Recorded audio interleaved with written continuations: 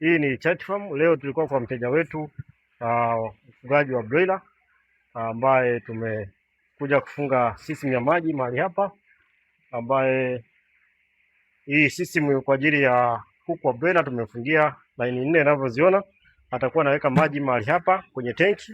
Akitaka kuchanganya dawa anaweza kufunga, anafunga hii koki, atachanganya dawa hapo anafungua, lakini kuku wake watakuwa wanakunywa maji mahali hapa kama unavyoona, wanagonga wanakunywa hapa.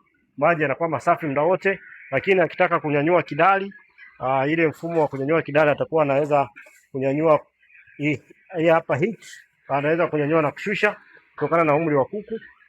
Huu mfugaji ameshaondokana na hadha ya kuosha vyombo, maji kuchafuka kwenye banda lake.